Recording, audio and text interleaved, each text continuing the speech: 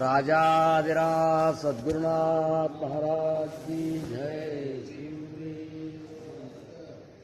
गुरु ब्रह्मा गुरु विष्णु गुरुदेव महेश्वरा गुरु साक्षात् परब्रह्म तस्मै श्री गुरुवे नमः।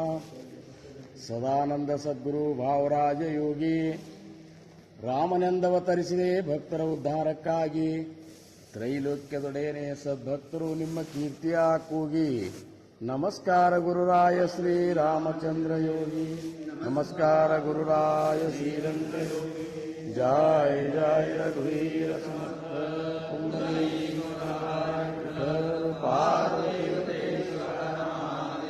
ರಾಜಾಧಿರಾಜ ಸದ್ಗುರುನಾಥ ಮಹಾರಾಜ ಕಿ ಜಯ. ಪ್ರಥಮವಾಗಿ ನಿಮ್ಮೆಲ್ಲರ ಆರಾಧ್ಯ ದೈವ ಸದ್ಗುರು ಸಮರ್ಥ ರಂಗರಾವ್ ಮಹಾರಾಜರ ಚರಣಾರವಿಂದಗಳಿಗೆ ನನ್ನ ದೀರ್ಘದಂಡ ಪ್ರಣಾಮಗಳನ್ನು ಸಲ್ಲಿಸಿ, ಸಮರ್ಥರ ಸೇವೆಯಲ್ಲಿ ಪಾಲ್ಗೊಂಡು ಜೀವನದ ಒಂದು ಧನ್ಯತೆಯನ್ನು ನಾವೆಲ್ಲರೂ ಅನುಭವಿಸುತ್ತಿರುವಂಥ ಒಂದು ಕ್ಷಣ ಇದು. ಇವತ್ತಂದರೆ ಏನಪ್ಪ ಅಂದ್ರೆ, ನಾವು ಜೀವನದಲ್ಲಿ ಒಂದು ಧನ್ಯತಾ ಭಾವ ನಮ್ಮಲ್ಲಿ ಅಂತರಂಗದಾಗ ಸ್ಫುರಣ ಆಗ್ಲಿಕ್ಕತ್ತದ ನಮಗೆಲ್ಲರಿಗೂ.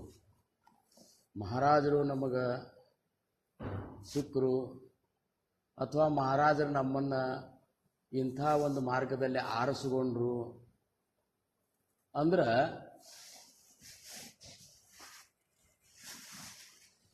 ಈ ಒಂದು ಅಭಂಗದೊಳಗೆ ಬರ್ತದೆ ನೋಡಿ, ಸಂತಾನಿ ಏನದು ಕೆಲವು ತೈಸಾ ಪರಿ ಗುಣ ದೋಷ ಯಾತಿ ನ ವಿಚಾರಿ ಕಾಹಿ ಠಾವ ದಿಲಾ ಪಾಹಿ ಆಪುಲಿಯ. ಗುಣದೋಷ ಯಾತಿ ನ ವಿಚಾರಿ ಕಾಹಿ. ನಮ್ಮ ಮಹಾರಾಜರು ನಮ್ಮ ಗುಣದೋಷಗಳನ್ನು ವಿಚಾರ ಮಾಡಲಿಲ್ಲ. ವಿಚಾರ ಮಾಡಲಾರ್ದ ಅವ್ರ ಚರಣದೊಳಗೆ ನಮಗೆ ಸ್ಥಾನ ಕೊಟ್ಬಿಟ್ರು. ಈ ಒಂದು ಭಾಗ್ಯ, ಒಂದು ಧನ್ಯತೆ, ಒಂದು ಅನುಭವ ಇವತ್ತು ನಮಗೆ ಅನಿಸ್ಲಿಕ್ಕತ್ತದ. ಯಾಕಂದ್ರೆ ಈ ಒಂದು ಇಷ್ಟೊಂದು 3 ದಿವಸ ನಾವು ಎಲ್ಲೋ ಕಳಿಬಹುದಾಗಿತ್ತು, ಯಾವುದೋ ಪ್ರಪಂಚದ ಹವ್ಯಾಸದೊಳಗೆ ಕಳಿಬಹುದಾಗಿತ್ತು, ವಿಷಯದ ಚಿಂತನದೊಳಗೆ ಕಳಿಬಹುದಾಗಿತ್ತು, ಆಮೇಲೆ ಏನೋ ವಿಕಾರದೊಳಗೆ ನಾವು ನಮ್ಮ ಸಮಯವನ್ನು ಕಳಿಬಹುದಾಗಿತ್ತು. ಆದರೆ ಮಹಾರಾಜರು ಅಂಥ ಒಂದು ಕರುಣಾಮೂರ್ತಿಗಳಂದ್ರೆ, ನಮ್ಮ ಯಾವ ಗುಣದೋಷಗಳನ್ನು ವಿಚಾರ ಮಾಡಲಾರ್ದ ನಮ್ಮೆಲ್ಲರಿಗೂ ತಮ್ಮ ಚರಣದೊಳಗೆ ಸ್ಥಾನ. ಭಾವದಿಲ ಪಾಯಿ ಆಪುಲಿಯ. ಸಂತಾನಿ ಸರಿತಾ ಕೇಲೋ ತೈಸಾ ಪರಿಯನ್. ಸದ್ಗುರುಗಳ ಒಂದು ಕೃಪಾ ಹೆಂಗಿರ್ತದೆ ಅಂದ್ರೆ, ತಮ್ಮಂತೆ ಮಾಡ್ಕೊಂಡು ಬಿಡ್ತಾರಂತ. ಥೋರಿವ ಸಾಂಡಿಲಿ ಆಪುಲಿ ಪರಿಚಯ. ಥೋರಿವ ಎಂಥ ಒಂದು ಸ್ಥಿತಿಯೊಳಗಿರುವಂಥ ಪರಬ್ರಹ್ಮ ಸ್ವರೂಪದ ಸ್ಥಿತಿಯೊಳಗಿರುವಂಥ ಸಮರ್ಥರು ಥೋರಿವ ಸಾಂಡಿಲಿ ಆಪುಲಿ ಪರಿಚಯ. ನೇಣೆ ಶಿವು ಕೈಸಿ ಲೋಖಂಡಾಸಿ. ಸಂತ ಪರವಾಗಿ ಬರ್ತದೆ. ಈಗ ಪರಿಸಿಗಲ್ಲ ಎಂಥ ಒಂದು ಶ್ರೇಷ್ಠವಾದಂಥ ಒಂದು ಅದ್ಭುತವಾದ ಗುಣವನ್ನು ಹೊಂದಿದಂಥ ಪರಿಸಿಗಲ್ಲ ಕಬ್ಬಿಣಕ್ಕೆ ತಾಕಬೇಕಂತೇಳಿ ಮನಸ್ಸು ಮಾಡ್ತಂದ್ರೆ ಎಂಥ ಒಂದು ಅದರಂತಲ್ಲಿ ವಿಶಾಲ ಗುಣ ಇರಬೇಕು. ಅಗದಿ ಲೋಖಂಡ ಅಂದ್ರೆ ಏನು, ಅತಿ ಹೀನವಾದಂಥ ಒಂದು ಧಾತು, ಆದರೂ ಸಹಿತ ಅದನ್ನು ಮುಟ್ಟಿ ಪರಿಸಿಗಲ್ಲೇ ಮಾಡಿಬಿಡುತ್ತದೆ. ಹಂಗೆ ಸಮರ್ಥರು ಎಂಥ ಒಂದು ಸ್ಥಿತಿಯೊಳಗಿರೋರು ನಮ್ಮಂಥವ್ರನ್ನ ಮುಟ್ಟಿ ತಮ್ಮಂತೆ ಮಾಡ್ಕೋಬೇಕಂತ ಹೇಳಿ ಇಂಥ ಒಂದು ಅವಕಾಶ ನಮಗೆ ಈ ಜೀವನದಾಗ ಒದಗಿಸ್ಕೊಟ್ರಲ್ಲ. ಇದನ್ನು ನಾವು ಸ್ವಲ್ಪ ಮತ್ತೆ ಎಲ್ಲಿ ಬರ್ತದಂದ್ರೆ ಅವಲೋಕನ ಮಾಡಬೇಕು. ಇವತ್ತು ಅವಲೋಕನದೇ ನಡೆದದ, ಏನು ಅವಲೋಕನ ಮಾಡಬೇಕು ನಾವು. ನಮ್ಮ ಮಹಾರಾಜರು ನಮ್ಮನ್ನೇ ಆರಿಸ್ಕೋಬೇಕಾಗಿತ್ತಂದ್ರೆ ನಾವೇನು ತಿಳ್ಕೊಂಡೆವು, ಅವ್ರಿಗೆ ಏನಪ್ಪ ಸಮುದಾಯ ಕಟ್ಟಬೇಕಂತ ಆರಿಸ್ಕೊಂಡಿರ್ಬೇಕಂತ ಹಿಂಗೆ ತಿಳ್ಕೊಂಡೆವು. ಹಾಗೇನಿಲ್ಲ. ನಾವು ಅವ್ರ ಲಿಸ್ಟ್ದಾಗ ಜನ್ಮ ಜನ್ಮಾಂತರದಿಂದ ಇದ್ದೆವು. ಜನ್ಮ ಜನ್ಮಾಂತರದಿಂದ ಆ ನಮ್ಮನ್ನು ಉದ್ಧಾರ ಮಾಡುವಂಥ ಹೊಣೆಯನ್ನು ಹೊತ್ತುಕೊಂಡ ಅವರು ಅಂಥ ಲಿಸ್ಟ್ನಾಗ, ಅವ್ರ ಲಿಸ್ಟ್ನಾಗ ನಾವಿದ್ದೇವು ಅಂಥೇಳಿ ತಮ್ಮ ಏನಪ್ಪ ಅಂದ್ರೆ ತಮ್ಮ ಕ್ಷೇತ್ರ ಬಿಟ್ಟು ಎಲ್ಲೂ ಗುರುತಿರ್ಲಾರ್ದಂಥ ಇಂಥವಂಥ ಜಾಗದಾಗ ಬಂದು ಅವ್ರು ನಮ್ಮನ್ನು ಆರಿಸ್ಕೋಬೇಕಾಗಿತ್ತು. ಅಂದ್ರೆ ಜ್ಞಾನಿಗಳಿಗೆ ಗೊತ್ತಿರ್ತದೆ, ಹೋದ ಜನ್ಮದಾಗ ನಾವು ಅಮೇರಿಕಾದಾಗ ಇರ್ಬೋದು, ಈ ಜನ್ಮದಾಗ ನಮ್ಮ ಕುಳ ಎಲ್ಲಿದೆ ಅನ್ನೋದು ಅವ್ರಿಗೆ ಗೊತ್ತಲ್ಲ. ಹಂಗ ಸಾಲೋಡಿಗೆಯಲ್ಲೇ ಕುಬಕಡ್ಡಿಯಲ್ಲೇ ಅತಾಲಟ್ಟಿಯಲ್ಲೇ ಒಂದಕ್ಕೊಂದು ಸಂಬಂಧ ಇಲ್ಲದಂತ ಒಂದಿದು ಜ್ಞಾನಿಗಳು ಬೆಳೆಸ್ತಿರ್ತಾರ.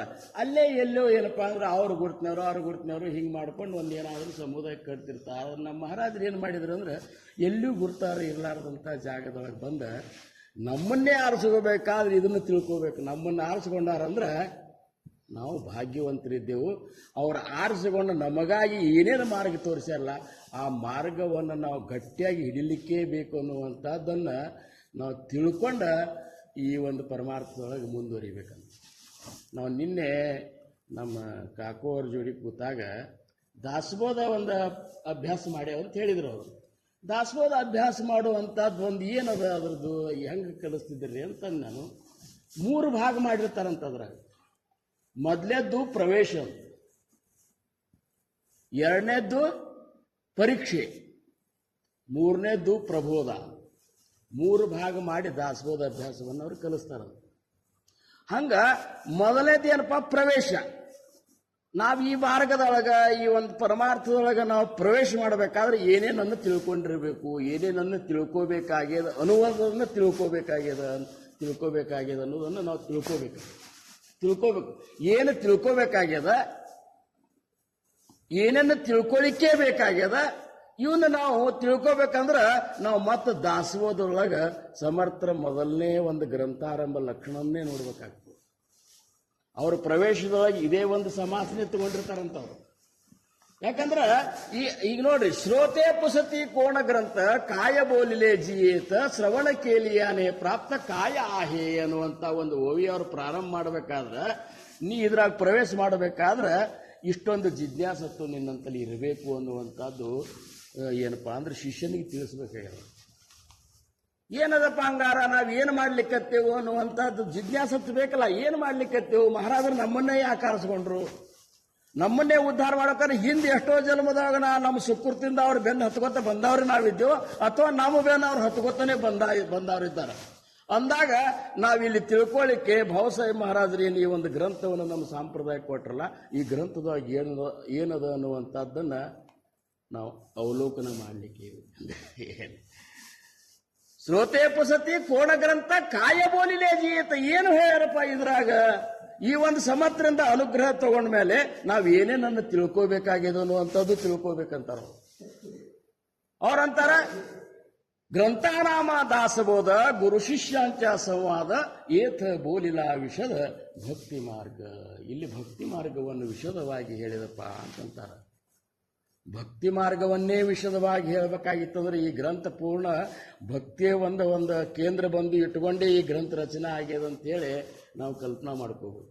ಈ ಗ್ರಂಥ ರಚನಾದ ಕೇಂದ್ರ ಬಿಂದು ಯಾವುದಂದ್ರೆ ಭಕ್ತಿ ಚೇನಿ ಯೋಗಿ ದೇವ ನಿಶ್ಚಯ ಪಾವತಿ ಮಾನವ ಐಸಾ ಆಹೆ ಅಭಿಪ್ರಾವ ಏ ಗ್ರಂಥಿ. ಸಮರ್ಥರು ಮುಂದಿನ ಹೇಳ್ತಾರ, ಭಕ್ತಿ ಮಾರ್ಗದಿಂದ ಮಾತ್ರ ನಿಶ್ಚಯವಾಗಿಯೂ ಸಹಿತ ನೀ ಆ ದೇವಾದಿ ದೇವನನ್ನ ಹೊಂದತೀಪ ಅನ್ನುವಂತ.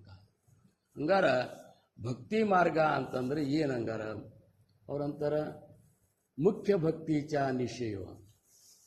ಮುಖ್ಯ ಭಕ್ತಿ ಚ ನಿಶ್ಚಯೋ ಅಂತ ಹೇಳಿ ಸಮರ್ಥ ಹೇಳಬೇಕಾದ್ರೆ ಇವಕ್ಕಿಂತ ಬೇರೆ ಭಕ್ತಿಗಳು ಅವ ಅನ್ನುವಂಥದ್ದು ನಾವು ಕಲ್ಪನೆ ಮಾಡ್ಕೋಬೋದು.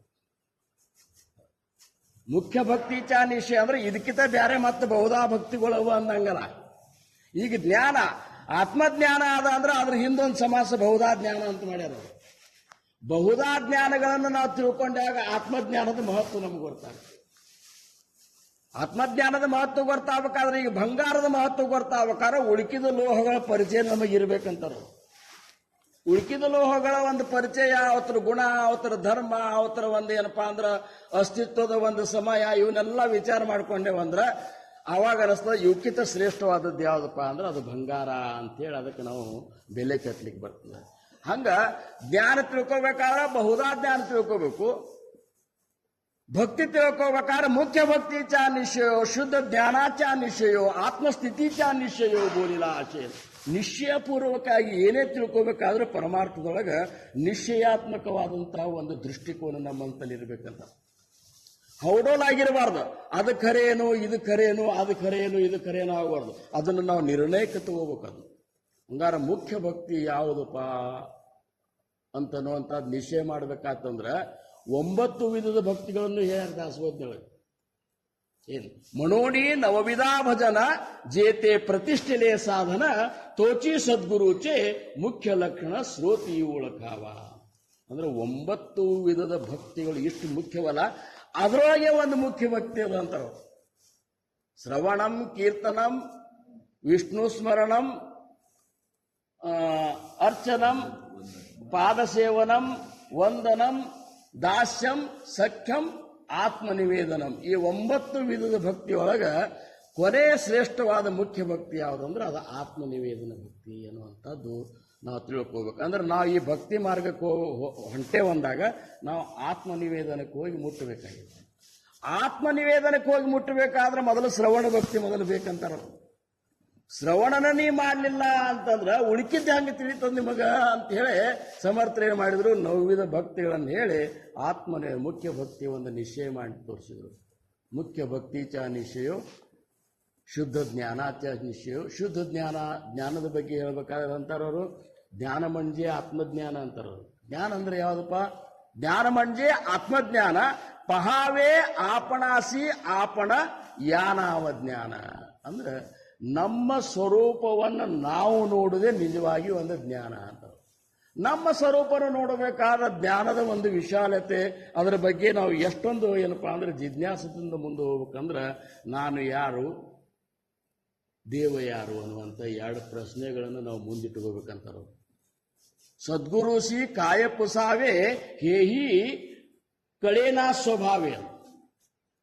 ಸದ್ಗುರುಗಳಂತಲ್ಲಿ ಏನು ಕೇಳಬೇಕು ಅಂದ್ರೆ ನಮಗೆ ಸಮಸ್ಯೆ ಬಂದದ್ದು ನಾ ಯಾರು, ದೇವನ ಯಾರು, ಇವು ಎರಡನ್ನ ನಾವು ಏನಪ್ಪಾ ಅಂದ್ರೆ ನಿರಸನ ಮಾಡ್ಕೊಂಡು ಬಿಟ್ಟೇವಂದ್ರೆ ಅಲ್ಲಿ ದೇವಭಕ್ತರ ಒಂದು ಐಕ್ಯತೆ, ಒಂದು ಆತ್ಮನಿವೇದನ ಸ್ಥಿತಿ ನಮಗೆ ಪ್ರಾಪ್ತ ಆಗ್ತದೆ ಅನ್ನುವಂಥದ್ದು ಈ ಗ್ರಂಥದೊಳಗೆ ತಿಳಿಸ್ಯಾರ. ಇದು ಪ್ರವೇಶಕ್ಕೆ ನಾವು ಹೋಗ್ಬೇಕಾದ್ರೆ, ಪ್ರವೇಶ ಮಾಡಬೇಕಾದ್ರೆ ಇವೆಲ್ಲ ಇದ್ರಾಗ ಅವ ಪರಮಾರ್ಥಕ್ಕೆ ಇವು ಬೇಕೇ ಅನ್ನುವಂಥದ್ದು ನಾವು ನಿರ್ಧಾರ ಮಾಡ್ಕೋಬೇಕು. ಆಮೇಲೆ ಅಂತರಂಗ ಮತ್ತು ಬಹಿರಂಗ ಇವೆರಡತ್ರ ಒಂದು ನಿರ್ಮಲತೆಯನ್ನು ಕಾಯ್ಕೋದು ಸಾಧಕರಿಗೆ ಭಯಂಕರ ಮುಖ್ಯದ ಅಂತ. ಬಾಹ್ಯರಂಗ ಅಂತರಂಗ ಎರಡವ. ಎಷ್ಟು ಯಾವಾಗ ಮುಗಿಸೋದು? ಬಾಹ್ಯರಂಗದೊಳಗ ಪರಮಾರ್ಥದ ಕೆಲವೊಂದು ಲಕ್ಷಣಗಳವ. ಈಗ ನಾವು ಸಾಧಕರಾದ ಅಂದ್ರೆ ಏನಪ್ಪಾ ಅಂದ್ರೆ ಬಿಳಿ ಶುಭ್ರವಾದಂಥ ಅರಿವಿ, ಟೊಪಿಗಿ, ಬುಕ್ಕಿಟ ಇವೇನದ ಈ ಒಂದು ಪ್ರವೇಶ ಮಾಡಬೇಕಾತಂದ್ರೆ ಇದ್ರಾಗ ಈ ಒಂದು ಬಾಹ್ಯರಂಗದ ಒಂದು ಅವಸ್ಥೆಗಳವಲ್ಲ, ಅವನ್ನಂತರೂ ಮೊದಲು ಪಾಲಿಸ್ಬೇಕು. ನಡೀತದ ಅನ್ನುವಂಥದ್ದು ಪರಮಾರ್ಥದೊಳಗೆ ಇಲ್ಲ ಅಂತಾರೆ. ನಡೀತದ ಈಗ ಅದ ಏನಪ್ಪಾ ಅಂದ್ರೆ ಹೂ ಬೀಳೋ ತನಕ ಏನದಲ್ಲ ಅವೆಲ್ಲ ಅರಿವಿಗಳು ನಮಗೆ ನಡೀತಾವ, ಇನ್ನು ಮುಗಿದು ಬಿಡ್ತಲ್ಲ ಅಂತ ಹಿಂಗಿಲ್ಲ. ಈಗ ಹೆಂಗಾಗ್ಯದ ಈಗ ನೋಡ್ರಿ, ಕೆಲವೊಬ್ರು ಲುಂಗಿ ಮೇಲೆ ಇದ್ದಾರೆ ಹಿಂಗೆ ಯಾಕಂದ್ರೆ ಇಲ್ಲ ಹಂಗೆ ಅನ್ನೋದಿಲ್ಲ ನಾನು. ನೀವು ಸೇವಾ ಮಾಡಿರಿ, ನಿಮಗೆ ಫ್ರೀನೆಸ್ ಬೇಕಾಗ್ತದ, ಅದು ಕರೆಕ್ಟ್ ಅದ. ಆದ್ರೆ ಪರಮಾರ್ಥ ಅನ್ನುವಂಥದ್ದು ಹೊಂದಾಣಿಕೆ ಅನ್ನುವಂಥದ್ದು ಇಲ್ಲ ಅಂತಾರೆ. ಅದಕ್ಕೆ ಅದೇ ಬೇಕು. ಈಗ ನಮ್ಮ ಮಹಾರಾಜರಿದ್ದಾಗ ನಮಗೆ ಭಜನಿ ಕರ್ಕೊಂಡು ಬಾರಪ್ಪ ನಮ್ಗೆ ಕರೆಸ್ತಿದ್ರು, ಭಜನಿಗೆ ಬರ್ತಿದ್ದೆವು.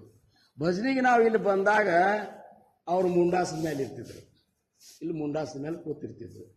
ನಾವು ಬಂದ್ರಪ್ಪ ಶಂಕರು ಭಜನೆ ಮಾಡಪ್ಪ, ಮಧ್ಯಾಹ್ನ ಭಜನೆ ದಮಡಿ ತಗೋ ಅಥವಾ ದಾಸಬೋಧ ತಗೋ ಅನ್ಬೇಕಂತಂದ್ರೆ ಇಷ್ಟು ಅಂದ ಪಟಕನ ಚಟಕನ ಹೇಳ್ತಿದ್ರು. ಅವ್ರು ಎದ್ದ ತಮ್ಮ ಕೋಲಿಗೆ ಹೋಗಿ ಅವೇನು ಅರಿವಿ ಹಾಕೊಂಡು ರುಮಾಲಿಗೆ ಮೇಲೆ ಸುತ್ತಕೊಂಡು ಬಂದು ಕೂರ್ತಿದ್ರು. ಕೂತ ಮೇಲೆ ಶುರು ಮಾಡ್ತಿದ್ರು. ಮತ್ತು ನಾವೇನು ಸಣ್ಣ ಹುಡುಗರು ಇದ್ದೇವು, ಅದೇ ಮುಂಡಾಸದ ಮೇಲೆ ಮಾಡಿದ್ರು ಬರ್ತಿತ್ತಿಲ್ಲ. ಹೌದು, ನಮ್ಮನ್ನು ನಾವೇನು ಅವ್ರ ಮಹಾರಾಜರನ್ನ ಕೇಳುವಂಗಿರ್ತವನ. ಆಮೇಲೆ ಅವರೇ ಏನು ಅದನ್ನ ಅವ್ರೆಲ್ಲರೂ ದೇಹ ಬುದ್ಧಿನೇ ಮೀರಿ ಹೋದ, ಅವ್ರ ಮುಂಡಾಸದ ಮೇಲೆ ಇದ್ರೇನು ಬೇರೆ ಏನಪ್ಪ ಅಂದ್ರೆ ಬೇರೆ ಅರಿವಿ ಹಾಕೊಂಡ್ರೇನು ಅಂತ ಹಿಂಗಿಲ್ಲ ಅಂತಾರೆ ಅವರು. ಅದಕ್ಕೊಂದು ಪ್ರವೇಶಕ್ಕೊಂದು ನಿಯಮಗಳೇ ಅವ. ಆ ನಿಯಮವನ್ನು ನಿಷ್ಠುರವಾಗಿ ನಾವು ಪಾಲಿಸಲಿಕ್ಕಿವೆ. ಇದು ಸಪ್ತಾಹ ಬಂದಾಗಿಂದು. ಈಗ ಮನ್ಯಾಗಾದ್ರೂ ನೋಡ್ರಿ, ನೀವು ಉಪಾಸನ ಮಾಡಬೇಕಾದ್ರೆ, ಈಗ ರಾತ್ರಿ ಭಜನೆ ಮಾಡಬೇಕಾದ್ರೆ ಬನಿಯನ ಮೇಲೆ ಕೂತು ಲುಂಗಿ ಮೇಲೆ ಕೂತು ಮಾಡಬಾರ್ದ. ಅದನ್ನ ಮಾಡಬೇಕಾದ್ರೆ ಮತ್ತೆ ಅದಕ್ಕೊಂದು ಡ್ರೆಸ್ ಅದೇನದಲ್ಲ ಆ ಡ್ರೆಸ್ ಹಾಕೊಂಡೇ ಬಂದು ಮಹಾರಾಜರ ಮುಂದೆ ಕೂತು ಮಾಡಬೇಕು ಅಂತ ಅವ್ರು ಅಂತಾರವ್ರು. ನಾವೇನಂತೀವಿ ಹೆಂಗಾದ್ರೂ ಮಾಡ್ತೇವೆ ಅಂತೆಲ್ಲ. ಇವೆಲ್ಲಾನು ಬರೇ ಉಪಾಸನ ಅಂತ ಆಗ್ತದ. ಅವಲೋಕಿಸಿದಾಗ ನಮ್ಮ ಮಹಾರಾಜರು ಅವು ಎಲ್ಲನೂ ಈ ಒಂದು ಪ್ರವೇಶದೊಳಗೆ ಏನಿರಬೇಕು ಅದು ಇರೇಬೇಕು ಅಂತಾರ. ಅದು ಇರೇಬೇಕು. ಈಗ ಮತ್ತೆ ಈಗ ಮುಂಜಾನೆ ರಾತ್ರಿ ಭಜನೆ, ಮಧ್ಯಾಹ್ನ ಭಜನೆ, ರಾತ್ರಿ ಭಜನೆ ನಾವು ಒಮ್ಮೆ ಕೂಡಿಸಿ ಮುಗಿಸಿಬಿಡ್ತೇವೆ ಅಂತಂತೇವೆ. ಆಮೇಲೆ ಈಗ ನಾವು ಜಾಗರಣೆ ಒಳಗೆ ರಾತ್ರಿ ಭಜನೆ ಮಾಡ್ತೇವೆ. ರಾತ್ರಿ ಭಜನೆ ಮಾಡಿದ ಮೇಲೆ ಹಂಗೆ ಕಾಕಡಾರ್ತಿ ಶುರು ಮಾಡಿಬಿಡ್ತೇವೆ. ಹೌದಲ್ಲ? ಮೊದಲ ಜೋಗಳ ಪದ ಹಾಡೇ ಸಮರ್ಥರನ್ನು ಮಲಗಿಸ್ತೇವೆ. ಮಲಗು ಪುರುಷದ್ಗಿಂತ ಎಬ್ಬಿಸಿ ಬಿಡ್ತೇವೆ. ಅಂದ್ರೆ ಇವನ್ನೆಲ್ಲ ನಾವು ಚಿಂತನೆ ಮಾಡಬೇಕು.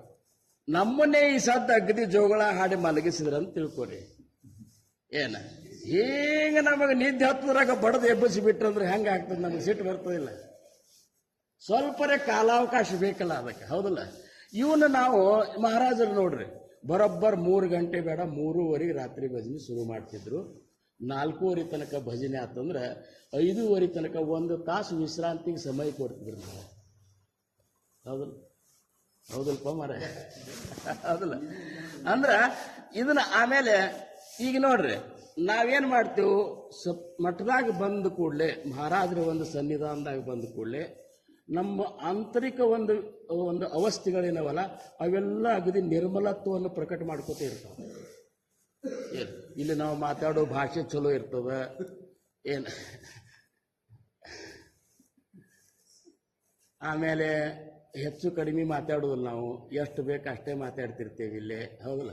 ಯಾಕಂದ್ರೆ ಇದೊಂದು ಪ್ರವೇಶದೊಳಗೆ ಇಲ್ಲೊಂದು ನಿಯಮಗಳು. ಈಗ ಹೆಂಗೆ ನಾವು ಬಾಲವಾಡಿಗೆ ಅಥವಾ ಶಾಲಿಗೆ ಹುಡುಗರನ್ನ ಹಚ್ಬೇಕಾದ್ರೆ ಅವ್ರ ಮೊದಲಿಗೆ ಅವ್ವ ಅಪ್ಪನ ಕರೆಸಿ ಹಿಂಗದ ನಮ್ಮ ಶಾಲಿ ನಿಯಮ ಅಂತ ಹೇಳ್ತಾರಲ್ಲ, ಹಂಗೆ ಇಲ್ಲಿ ಬಂದ ಕೂಡಲೇ ನಮ್ಮ ಬೇರೆನೇ ಇರ್ತಾವ. ಒಟ್ಟು ಹೌದಲ್ಲ? ಮಹಾರಾಜರು ಇಲ್ಲಿ ಅಷ್ಟೇ ಇದ್ದಾರನು ಅಂತ ನಾವು ವಿಚಾರ ಮಾಡ್ಬೇಕು. ಮಹಾರಾಜರು ಇಲ್ಲಿ ಇಷ್ಟೇ ಇದ್ದಾರನು, ಮಠದಾಗ ಅಷ್ಟೇ ಇದ್ದಾರೇನು ಅಂತ ಹಿಂಗೆ ವಿಚಾರ ಮಾಡಿದ್ರೆ ಮಹಾರಾಜರು ಸರ್ವಂತರ್ಯಾಮಿ ಅನ್ನುವಂಥದ್ದಂತೂ ಇಷ್ಟು ಸತ್ಸಂಗದಿಂದ ನಮಗೆ ಅನುಭವಕ್ಕೆ ಬಂದವು.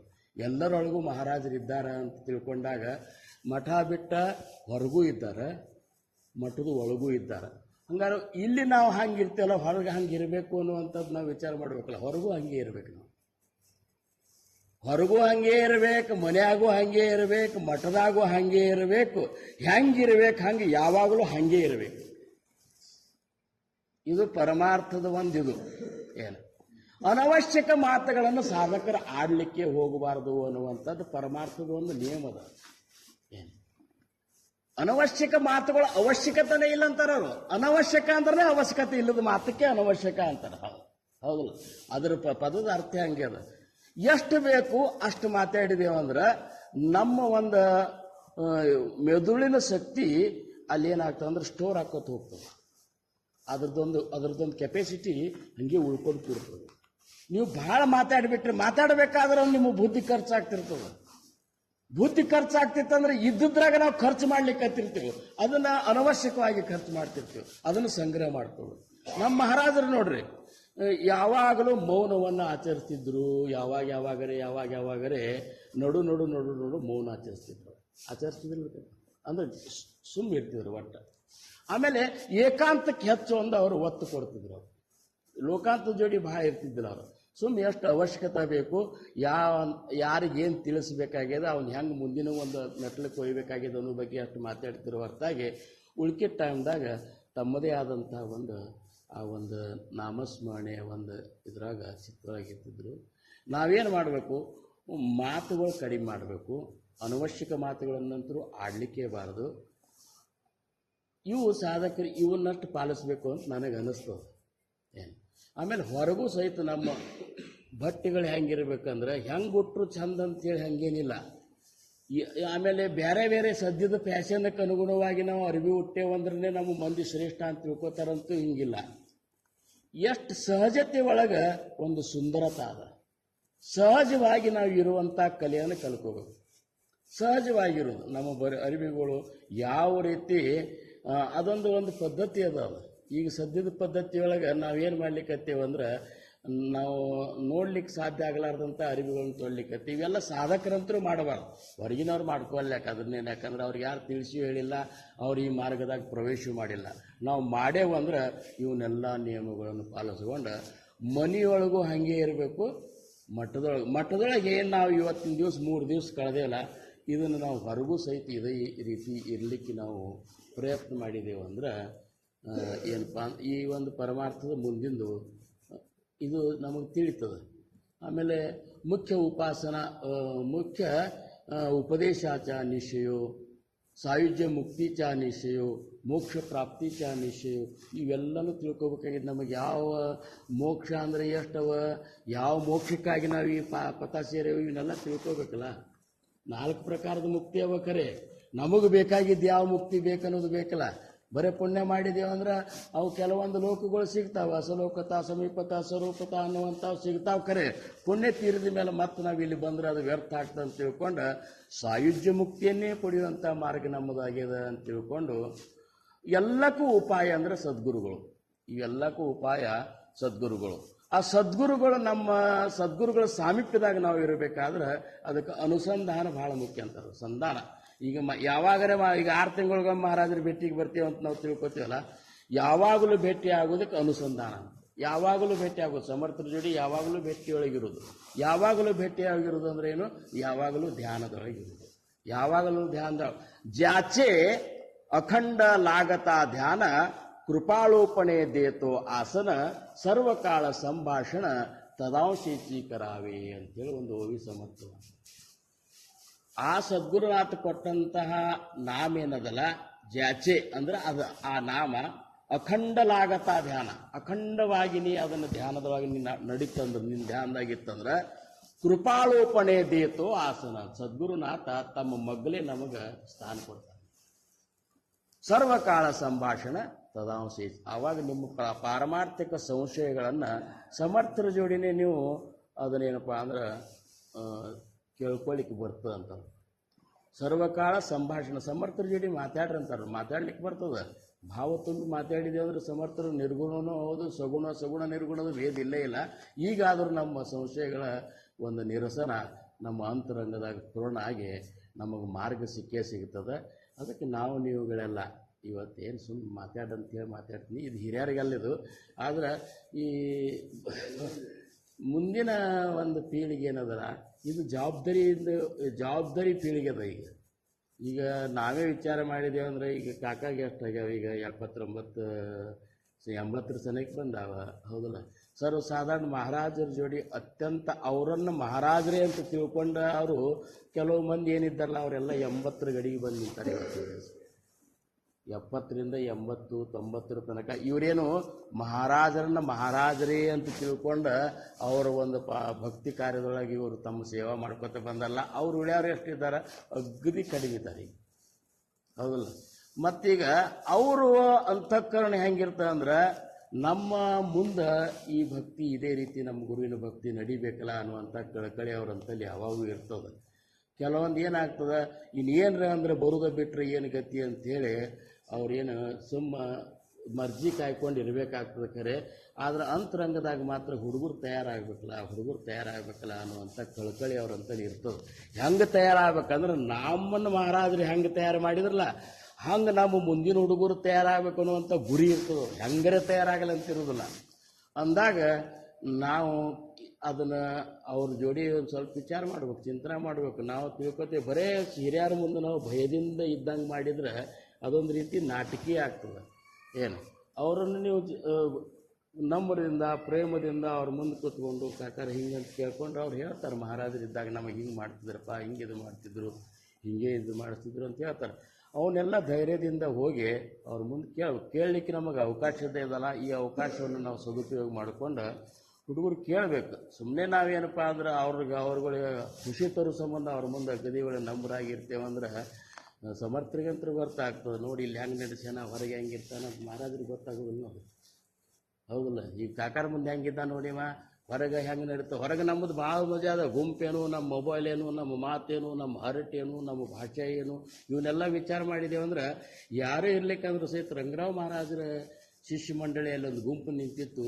ನಾನು ಸ್ವಲ್ಪ ನೋಡಿದೆ ಮಹಾರಾಜರ ಮಂಡಳಿ ಅಂದರೆ ಹೆಂಗಿರಬೇಕು ಅಂತ ನೋಡಿದರೆ ಏನವ್ರ ಮಾತಾ, ಏನಿದು, ಏನು ಎಂಥ ಮಹಾರಾಜರಪ್ಪ, ಏನು ಹುಡುಗರು ಹಿಂಗ್ಯಾಕ ಅಂತಂದ್ರೆ ನಾವೇನು ಮಾಡಿದ್ರೆ ಅದು ಮಹಾರಾಜರಿಗೆ ಹತ್ತಿರ್ತದೆ. ಮಹಾರಾಜರ ಅಂತಃಕರಣಕ್ಕೆ ನೋವು ಆಗ್ತದೆ. ಮಹಾರಾಜರ ಅಂತಃಕರಣಕ್ಕೆ ನಾವು ನೋವು ಮಾಡಿ ಅವ್ರನ್ನ ಸಂತೋಷಗೊಳಿಸ್ಲಿಕ್ಕೆ ಆಗೋದಿಲ್ಲ. ಒಬ್ಬರು ನೋವು ಮಾಡಿ ಸಂತೋಷಗೊಳಿಸ್ಲಿಕ್ಕೆ ಆಗ್ತಾನೆ. ಅದಕ್ಕೆ ಮಹಾರಾಜರನ್ನು ಸಂತೋಷಗೊಳಿಸ್ಬೇಕಾದ್ರೆ ಮಹಾರಾಜರು ಎಲ್ಲ ಕಡೆ ಇದ್ದಾರೆ ಅಂತ ತಿಳ್ಕೊಂಡು ಅಷ್ಟೊಂದು ಜಾಗೃತಿಯಾಗಿ ನಾವು ಜಾಗೃತರಾಗಿ ಹೊರಗೆ ನಮ್ಮನ್ನು ನೋಡಿ 4 ಮಂದಿ ಒಳ್ಳೆ ಹಾದಿಗೆ ಅವಲಂಬಿಸಬೇಕು. ಹಂಗೆ ನಮಗೆ ಬದುಕಾಗಿರಬೇಕು. ಹಂಗೆ ನೀವು ಬದುಕು ಮೂರು ದಿವಸ 3 ದಿವಸ ಅಗದಿ ಏನಪ್ಪ ಅಂದ್ರೆ ನೀವೆಲ್ಲರೂ ಅಗದಿ ದೊಡ್ಡ ಸೇವಾ ಮಾಡಿರಿ. ಏನು